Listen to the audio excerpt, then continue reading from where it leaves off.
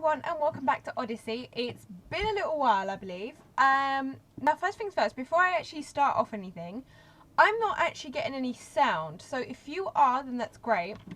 But please be aware that if anything does happen audioly in the game, I can't hear it. For some strange reason, my capture card seems to be trying to be a bit of a pain in the arse today. So you'll have to excuse that.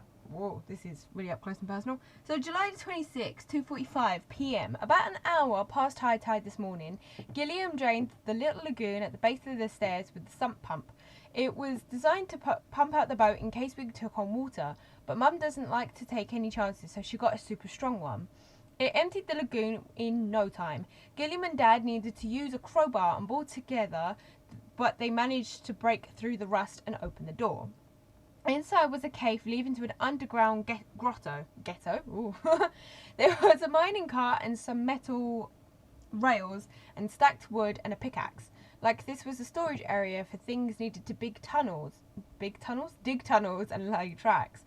There wasn't much left, so Sid and I wondered if the army took most of it when they left, or if we'll find any more tracks and caves once we get to the rest of the islands. Apparently my reading today is very off. There's a small bridge leading over the grotto. Mum said it's ironic that one bridge we don't need is one that isn't wrecked. It was also built to go up and down, maybe so that the army could raise it from the other side for protection, like the rotating bridges outside. And just like in the bunker, Mum wants to make a way to get in if she needs to. So she says she'll rig up a linkage to drop the bridge from the lagoon side. On the other side of the grotto are some old tables and some empty bottles. They didn't worry Dad though, because it was obvious they were old from the army days. The best part is there's a switch that triggers a drop ladder leading up to the base of the radio tower. The tower ladders were still intact, and Sid and I got to the top in no time. We have a great view of the rest of the islands. I even think it would be the perfect place to put the telescope, but the high tide will flood the lagoon soon, so it's not practical. Still, it's pretty cool up here. July 23rd, 5:30 p.m. It turns out high tide doesn't refill the grotto. The water level gets high enough for waves to sometimes splash over, so it might refill in a few weeks, but the sump pump easily keeps up with the amount of water that spills in. Once we saw that, the first thing Sid and I did was mount the telescope at the top of the radio tower. I can hardly wait to try it out tonight. In the meantime, I was thinking about differences between the heliocentric and geocentric models, and I realised that with my heliocentric model, there's no need for the stars to be stuck on a sphere. The original reason the geocentric astronomers put them on a sphere was so that the rotation of the sphere made all the stars move in synchrony. But if the Earth itself spun around its axis, there's no need for the stationary stars to be on a sphere or all the same distance from us. In the heliocentric model, the stars might as well all be different distances away. Dad asked me how this might affect the missing parallax effect of stars we talked about before. In that experiment, when measuring how far Dad's arms looked compared to each other, they were both the same distance away from me. What if one was closer to me than the other? And what if I moved in other directions, like sideways instead of forward and back? When I tried it in the shack, trying to focus on different things like tables and windows, it was too confusing. Then it occurred to me I could make a model of the sky down in the grotto where it's really dark. I could hang different coloured LEDs like stars at all sorts of different distances, and then see if I could figure out how the lights were arranged just by moving around. I asked Sid to hang lights all around. We used the retractable bridge to get him up to the ceiling of the cave, and I didn't watch, to keep from knowing where all the lights were. Then he came down and he turned them on. I wanted to be precise, so Sid and I set up some tracks to slide in the mining cart back and forth. By shifting my position sideways, I saw that stars closer to me shift more than stars which were further away. Right, so if that's the case, what I'm going to do is I'm going to... Right. Okay. Is there something I can do with this? Right, did he give a particular point of where he sat? Gimme. By shifting my position sideways, I saw that stars closer to me shift more than stars which were further away. This not only changed how far apart they seemed, for some it actually changed their relative order from left to right. Okay, so if I went from... Sorry, wrong button. So if I... Oops. Oh dear Christ. There we go. Right, so if I went this way, that's got to do something apparently. So it would be yellow, red, blue, green and purple. No? Okay, hold on. Let's try it the other way. If we went the other way. Right, so then it would be blue, purple, nope, blue, purple, sorry, oh no, there we go, green, purple, red, yellow. No? Okay, what about, really? No? Well, it depends what I'm kind of looking at. It kind of depends what star I'm looking for. I'm assuming star A and star B are the ones I'm after. Which is star A and which is star B? Is that... Like, no one's told me. Maybe I'm doing it so furthest to... Closest to furthest. So then that would be purple, green, blue, red, then yellow. Okay, or what about the other way? I already tried it this way, but there we go. We're going to try it again. So then it would be yellow, red, oops, red, purple, green, blue. No? Okay, right, let's read on and then maybe there will be more clues. Like star A was to the left of star B from one vantage point, but going to another vantage point, star A moved to the right of star B. Come to think of it, this is like diving on a freeway where trees up close zip by faster than distant mountains which move slowly. It was really cool, and I asked Dad if this was something anyone saw with real stars. He said scientists can measure tiny differences now, but back then no one could detect any changes in the relative distance between stars. Even across 6 months when Earth moved the greatest distance, because they could never see any change no matter where Earth was. They said this proved we must be stationary. I said again that this wasn't convincing if the stars were really far away, and it seems like they are. So seeing no parallax didn't disprove heliocentrism. Dad agreed that it didn't definitely disprove heliocentrism, but it didn't prove it either. So I still had to find more evidence. Mum says there's a lot... Oh, July 28th, 7:45 p.m. Mum says there's a lot more to work to be done to secure all the bridges better later. But we might get the next one repaired enough to rotate it and safely move across to the next chunk of wretched minor by tomorrow. That would be great. I've explored what I can and I'm ready to see more of the island. Only I haven't been keeping up with my sunscreen and got sunburned, so Mum wants me to stay out the sun today. I'm excited about exploring the rest of Wretched Minor soon, but I told Dad this morning I was about to give up on trying to prove heliocentrism. I looked up at the stars, the sun, the moon, and the planets Jupiter and Mars, but apart from poking a few holes in Aristotel's ideas, I couldn't prove Earth revolves around the sun instead of the other way around. I understand both models better, which Dad says it's all good all by itself. But I couldn't find any way to prove my case. I thought they said ass for a second. I didn't see the C. I asked Dad at lunch if there were other planets we could see from the telescope. He said I could see Venus, but I'd have to get up just before sunrise because Venus never strays far away from the sun. I asked if he meant that Venus never gets higher in the night sky like Mars and Jupiter, and he said yes. Venus can only be seen just before sunrise, when it's often called the morning star, or just after sunset, when it's called the evening star.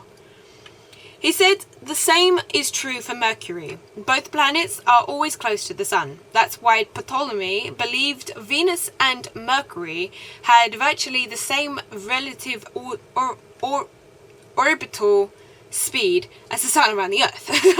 I wondered how the heliocentric model would deal with this. Since I was shut in all day, I spent the afternoon building a model with the sun in the centre and Venus going around it. When I finished, it was easy to say why Venus never appears far away from the sun. It's because Venus is an inner planet and its orbit around the sun is smaller than the Earth's. So whenever we look at Venus, we're always looking approximately in the same direction as the sun. That's why Venus can only be seen around the times when the sun sets or rises. This would be more true of Mercury, since its orbit is smaller than Venus, so it must always be even closer to the sun. I asked Dad why Mercury isn't visible now, and he said it currently happened to be directly in front of the sun. I told Dad the heliocentric model automatically explains why Venus and Mercury stay close to the sun without needing to give them all carefully similar orbital periods like Ptolemy's model required. This is another way my model is simpler. He agreed, but he reminded me that simpler isn't necessarily true. I still didn't have proof. July 28th, 10 p.m. I crawled into my sleeping bag to go get some sleep early to get up before sunrise and see Venus. But then I got an idea. While playing with my Venus model today, I noticed that as it orbited the sun, Venus went through phases just like the moon. I didn't think about it much at the time. I just wondered what phase Venus would be in tomorrow. But now I just realized that in Ptolemy's model, Venus never goes behind the sun, and it never gets far from the sun, which means it will always be more or less between Earth and the sun. If that's true, then we would only ever be able to see Venus in a crescent phase. That means if I see Venus tomorrow morning in the full phase or close to it, that would definitely prove Ptolemy's model was wrong. I knew Dad wouldn't tell me I was right. He'd want me to see for myself. So I casually asked him which phases can see Venus go through when we observe it from the Earth. He just smiled and said I could see for myself if I just went to sleep, but I don't think that will happen anytime soon. July 29th, 7:15 a.m. I had a hard time getting to sleep. Mum thought it might be the breeze, so I moved from the porch to inside the shack below the zip line. Next thing I knew, Dad was waking me up. It was still dark as we worked our way through the grotto and up the radio tower to the telescope. The eastern sky was already getting light and the stars were fading, but Venus stayed bright until it was the only dot of light in the sky. I could see why it's called the morning star. I lined up the telescope and looked at Venus magnified. It was still small, but I could clearly see that it was fully round on the bottom half, in the direction where the rising sun would appear, and a bit squashed on the top half, away from the sun. It looked just like the moon when it was almost but not quite full. That's it. This proves Venus orbits the sun. I told Dad to look and see, but he couldn't because I was jumping up and down and I was wiggling the radio tower too much. When I stopped, he could see it, and then he gave me a big hug. Yes, I proved Ptolemy's model is wrong. Dad said he was very happy because I had rediscovered the astronomical findings of another famous astronomer called Galileo. Whoa. Also, using telescopes, Galileo defended Kopp's model with the same astronomical discoveries I made this week. When the sun came up, he climbed down to look at my Venus model again. It explained why Venus showed all the phases and always stayed close to the sun. Looking at it, I also realized that when Venus is full, it's a lot further away from Earth than it is when it's in crescent. If I looked at Venus again months from now, would the crescent views look a lot bigger than the full Venus? That would be even more proof because Ptolemy's geocentric model always had Venus the same distance from Earth, so it should never change size. Dad said I have to wait a few months to check. I howled and he said he was just kidding. Yes, the crescent Venus looks bigger than the full Venus. Galileo also used this to argue in favour of Kopp's model. I'm really glad Dad didn't make me wait this time to see for myself. I'm going to make another track for my Venus model, curving the other direction so I can switch between the full circle heliocentric track to a second track which shows Venus as it would look going around Earth with the sun always behind it. This is geocentric track, doesn't need to be very long in either direction because Ptolemy's model kept Venus near the sun. I'll do it later. The important part I already have, where I can view positions, where I can position Venus on the far side of the sun to show it in full phase to contradict Ptolemy's genetic model. July 28th, 8:30 a.m. Dad let me enjoy the pleasure of disproving Ptolemy's geocentric model of the universe for almost a whole hour. Then at breakfast he told me that I proved geocentrism wrong, but I hadn't proved heliocentrism was right. That made no sense. It had to be one or the other. He laughed and he said he was making a joke, but also not really. He said I proved Aristotle and Ptolemy were wrong about geocentrism, but they had arguments against heliocentrism that I haven't refuted because Dad hadn't told me about them yet. He said I'd been focused on astronomy, but not the underlying physics. Apparently one of the main reasons people didn't accept heliocentrism, even after knowing about the phases of Venus, is because the accepted physics of Aristotle had lots of reasons why heliocentrism couldn't be true. Even after Galileo's discoveries with the telescope, he was criticised by many fellow scientists for saying the Earth could be moving. Until I could prove these ideas of Aristotle's physics wrong, I couldn't claim to have completely refuted Aristotle or proven the model of heliocentrism. But Dad said that can all wait until tomorrow.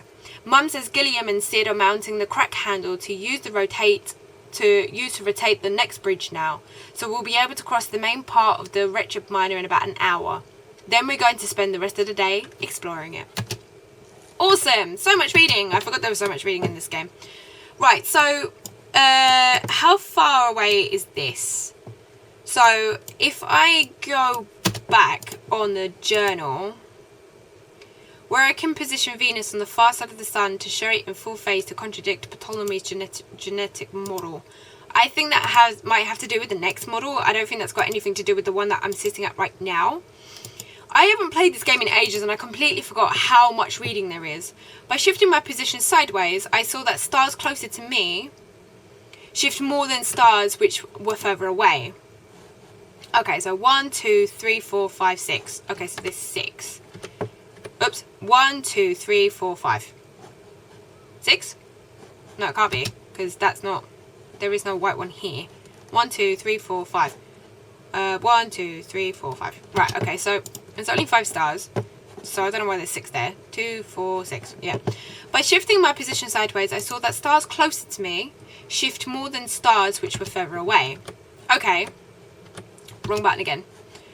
So while I'm over here, it goes yellow, red, purple, green. Unless I'm going by... Hold on. Where can I get out of this? Ah. Back button. Ooh, that was... Ooh, shifty. Right, so... Can I not... No, that's not what I need. Come back, come back, come back. Right, hold on. Can I switch this on while I'm here? Right. So... Awesome. So... Purple... Blue, purple... Right. So, blue, purple, green, red, and yellow.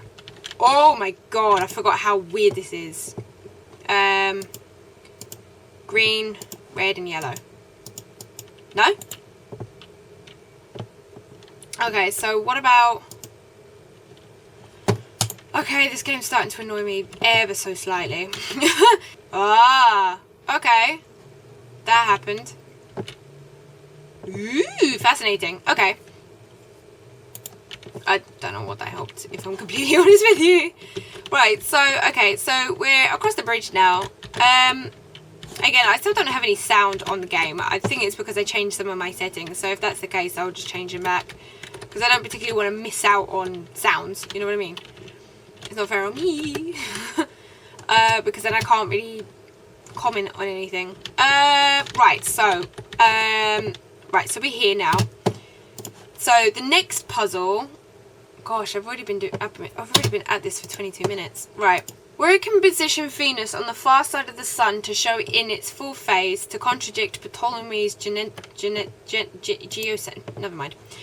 Right, so I'm assuming this is Venus. Sorry, yeah, I was just trying to get used to it. Right, where I can position Venus on the far side of the sun to show it in its full phase to contradict. Right, okay. So then that just means I need to just put it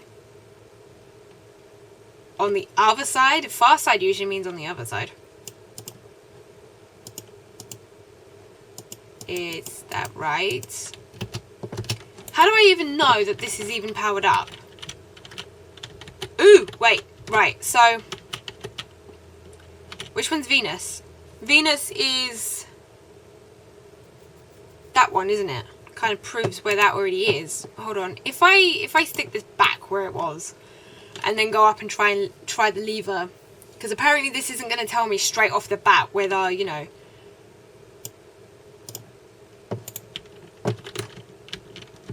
thingy. Oh, it does. Oh, yes, I'm so smart. I did it first time as well. Woo! I am so smart. Whee! I'm a really fast climber in this game. Right, so where am I now? Anybody want to go for a swim? Right, I can't go that way, so it must be this way then. Oh dear God. Right. Ooh, what did I get? Whatever that is. Oh, it's the crank. Oh, okay.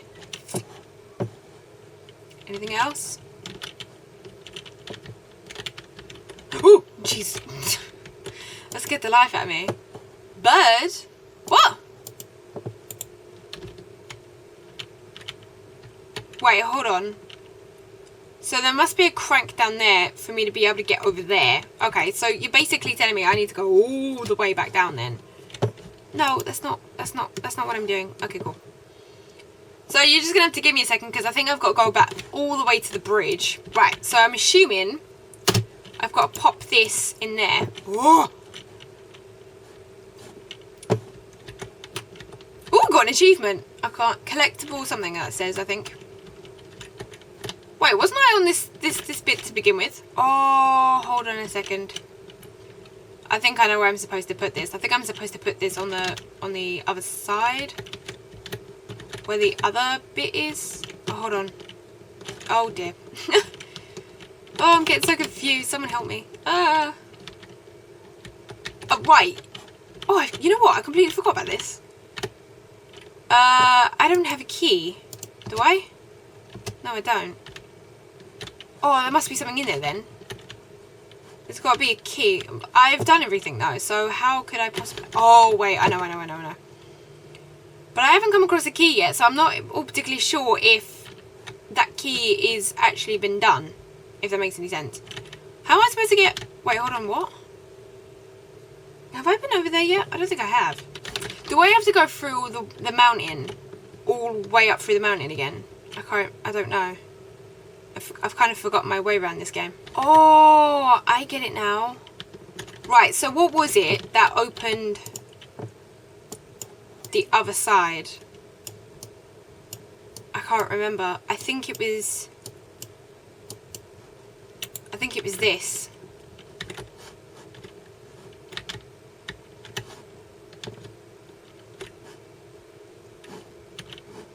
I'm a smarty. Okay, awesome. Whee! So much fun. Gosh. There's so much to this game. Jesus. Oh dear God, where do I go now? Down here? Shouldn't really run down a mountain that I don't really know. Kind of a stupid idea, if you know what I mean. Right. Right, okay, let's do one thing at a time, shall we? Let's see what's down here. Oh, I hate that there's several paths. It stresses me out. Oh dear God. Oh, hello.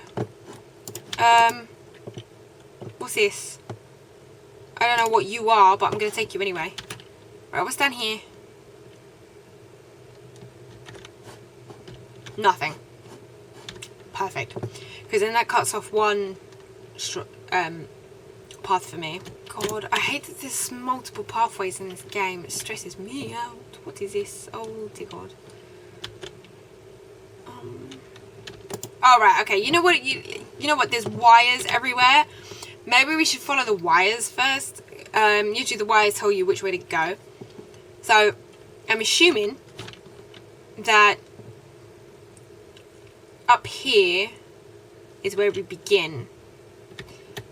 I'm assuming. This is where I came from, yes? Let me just check. Okay, cool. Right, yes. So let's do one thing at a time before we get too ahead of ourselves. Otherwise I'm going to stress out. Be a good idea if I open this, maybe. Gimme. Thank you. Journal updated. Right, up we go. Awesome. More reading. Right, so July 29th at 9 p.m. Today we explore the main part of Richard Minor across the last rotating bridge. We mostly found stuff the army left behind. More shacks and some watchtowers scattered around. There were also a couple more bridges made of steel cables and wooden planks instead of the rotating kind, and they were still in pretty good shape. Mum figured we'd be able to check them out and make them safe in only a couple days with help. The first thing Sid wanted to do was get the other zip line working, to ride down from the bunker to the main part of Richard Minor. The zip lines were very sturdy and didn't require much repair, so Mum helped him fix that first.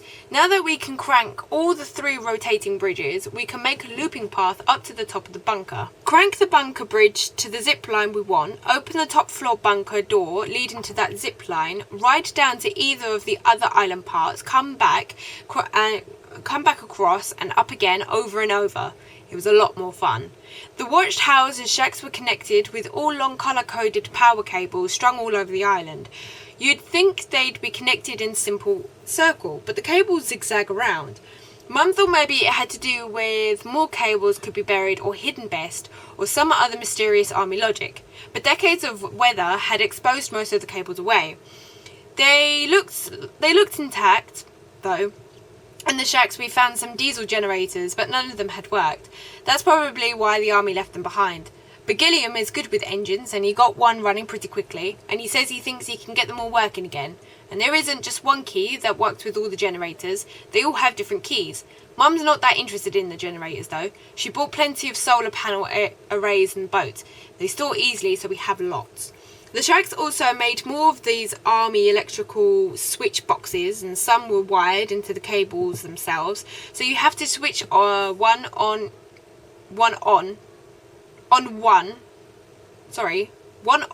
to get the next tower power up, and so on. Mum said something to Dad about maybe using them to make us more secure in some way. He said he saw no sign of anyone being here on this part of Richard Minor since the army left, and he seemed relieved about that. But he still liked Mum's idea, so we're going to move most of our stuff again onto the main part of Richard Minor. July 30th, 7:45 a.m. At breakfast this morning, I asked about how Aristotle's physics said the Earth can't be going around the sun. Dad told me 2 big ways. 1, for the sun to rise and set, Earth must rotate. But if it did, then every rock of the Earth would be naturally moving in a circle, and that's what ether does, not Earth. Anything made of Earth only ever moved in a straight line towards the centre of the universe, which for Aristotle was also the centre of the Earth. 2 means if Earth is not at the centre of the universe now, then all of the Earth would be rushing in a straight line towards it, wherever it was at the tremendous speed. This would leave behind animals and such, which fall slower, to float in space, as the Earth zoomed ahead of everything else towards the centre. This was because, according to Aristotle, heavier objects, meaning they have more of the element of Earth, fall faster towards the centre of the universe than lighter objects with less of the element of the Earth. The natural speed an object falls is proportional to its mass. So a boulder that's 10 times heavier than a smaller river stone falls 10 times faster. That's why they thought heliocentrism wasn't possible.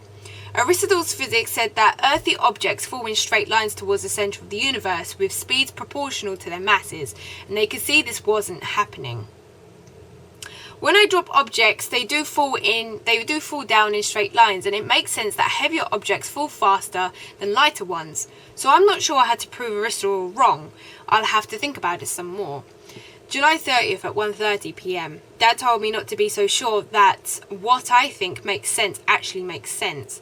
The way to see whether Aristotle's physics has flaws is to do experiments, like dropping rocks and seeing how they fall. It looks like I'll have to make an actual measurements, what Dad calls quantitative analysis, where you deal with specific numerical quantities instead of qualitative analysis, where you deal with how things work generally without numerical measurements. For a qualitative standpoint, what Aristotle says about falling rocks seems right, but maybe it isn't from a quantitative view. Dad suggested I use a visual way of describing and comparing how objects fall using graphs. On a blank sheet of paper, he drew a horizontal line with an arrowhead to the right, and he said it was an axis that represented time in seconds. He marked the left endpoint of this axis line with a 0 and said that's the instant when we start measuring in our experiments. He drew equally spaced marks along the axis and labelled them 1, 2 and 3 and so on, to represent every second after the start time of 0. Then he drew a vertical line up the start of the horizontal axis at the 0 and said it was an axis that represented distance fallen in meters. The bottom of the vertical axis was already marked 0, called the origin of the graph, and he also made equally spaced marks upward and labelled them 1, 2, 3 and so on, saying these represented the distance an object falls 1 meter, 2 meters, etc. Dad said I could use graphs like this to represent experimental results. If my experiment is dropping a stone off a tower, I draw a starting point on the graph at the origin at time 0 and also 0 meters fallen, because I haven't dropped it yet. Then after I drop it, if the stone hits the ground 5 seconds later, then the ground is 50 meters away. I draw another point on the graph at distance fallen of 50 meters and a time of 5 seconds. If I had any intermediate measurements of distance and time, I would mark them as other points on the graph. It's pretty cool. Here are a few examples I drew for Dad to show I understood. July 30th at 6:45 p.m. I could understand how the results of an experiment, like 10 different observations, could be plotted on a graph as 10 different points, but the graph only showed distances and time. Aristotle said objects fall at a consistent natural speed, and heavier objects had a faster natural falling speed than lighter objects. And that's what I needed to see. How is Aristotle's idea of natural speed represented on these graphs? Dad says something falling at a constant speed means that an over amount of time, like 1 second, the rock falls the same distance as it does earlier or later over that same amount of time. Like if a rock falls 10 meters in 1 second, then a second later it will fall another 10 meters for a total of 20 meters, and a second after that another 10 meters for a total of 30 meters. And so on. The rock is falling at a constant speed of 10 meters per second. As I was plugging in these points according to Dad's description, I saw that they could all be connected with one straight line. Dad said that the steepness of the straight line on a graph is called its slope. You calculate the slope of a line on a graph by dividing the vertical size of an interval by the horizontal size of that same interval. Like in the example, for an interval of 3 seconds, the rock falls 30 meters. So the line slope is 30 divided by 3, which is 10. Another way of saying this is 30 meters divided by 3 seconds equals 10 meters per second. That's the speed of the rock. Right, okay, let's just try and figure this out then. So 1 falls at 6 seconds. Am I right? So time and distance, I believe that is. So this is, oh dear, right, so the red one, distance fallen in meters, so 60 divided by 6 is 10. So I would say that, oh dear God, can I move that? Ah. So, okay, maths is really not my strong point. You calculate the slope of a line on a graph by dividing the vertical size of an interval by the horizontal size of the same interval. You calculate the slope of a line in a graph by dividing the vertical size of an interval by the horizontal size of the same. So, vertical, horizontal. Oops, wrong button. You calculate the slope of a line on a graph by dividing the vertical size of an interval by the horizontal size of the same interval. What? Okay, so you calculate the slope of a line on a graph, okay? Cool, great. So, by doing that, you divide the vertical size of an interval by the horizontal size of that same interval. So, 60 divided by 6 is 10. So, what? 6, oh! 60 divided by 10 is 6. Am I right? Oh god, I'm going to need a calculator for this. Right, you know what? I'm actually going to use a calculator for all of this, just so that I can double make sure... Shut up. So that I can double make sure that I'm getting everything right. So 60 divided by 6 equals 10. Cool. 60 divided by 10 is 6. Ouch, just poked myself in the nose. 6, okay. Oh god, right. Okay, cool, awesome. Right, so, and then 60 divided by 12 is apparently 5. And then 60 divided by 15 is apparently 4. And then 60 divided by 20 is 3. Apparently. So I'm assuming that that goes... Hold on, what? Right, so let's do it this way. This will light up if I'm right, wouldn't it? Okay, so is this time and distance? Oh god. Right, hold on. I'm gonna need this bit. Right, okay, so I've done all of that. Okay, awesome. So I've done all of that. I think that's right. You can calculate the slope as the total distance divided by the total time. What? Or you can calculate it by taking any smaller section and calculating the distance in that section divided by the length of time. Oh, Jesus Christ. So, fuck. Sorry. Oh my god. Right, you can calculate the slope as the total distance divided by the total time. Or you can calculate it by taking any smaller section and calculating the distance in that section divided by the length of time of that section. I don't get this. You can calculate the slope as the total distance divided by the total time. Come again? You can calculate the slope as the total distance divided by the total time. Come again? You can calculate the slope as the total distance divided by the total time. Well, I did that. So tell me, how do I do time and distance? What? Oh, right. So distance fallen in meters. Time in seconds. So slope, vertical size. 10 over 1. Oh my god, maths really does my head in. I'm terrible at maths, honestly. This is really not going to help me in any way, shape or form. So am I supposed to calculate the slope by the time? So, but here's the thing. 10 divided by 6. Sorry, is it divided by or is it is not 60? Right, hold on. 10 divided by 6. Okay. What if I do 6 divided by 10? You can't do that. We can, but you also kind of can't. What is this I'm looking at? I don't know. Anyways. Oops. No. Resume. Right. Because I need to get this right. If this is correct. So, you can calculate the slope of a line on a graph by dividing the vertical size of an interval by the horizontal size of that same interval. Which I think that's what I've done. Okay? So then you can calculate... Yeah, okay, so that's all correct.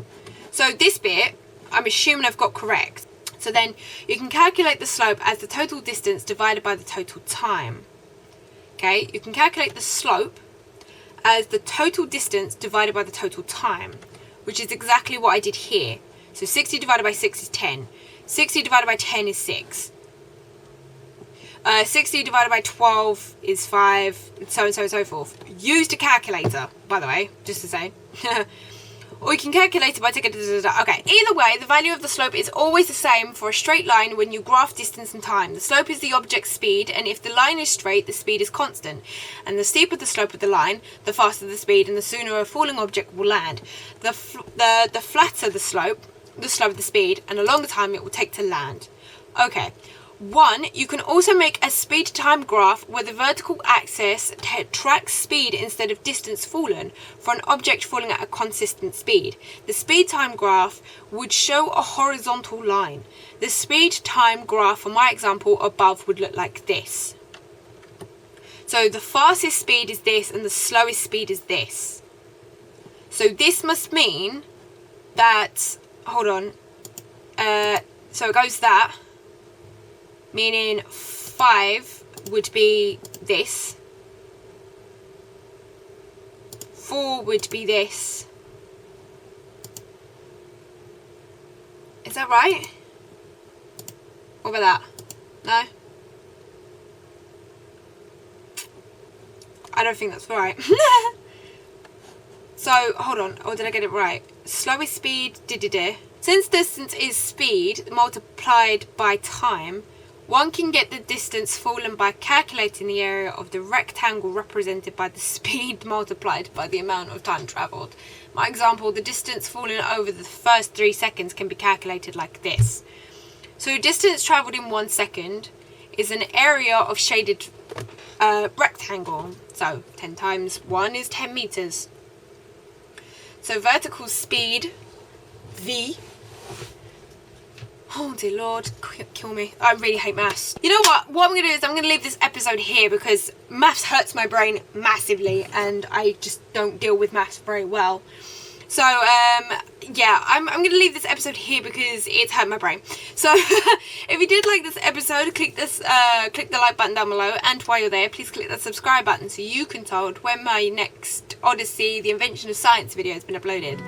Bye!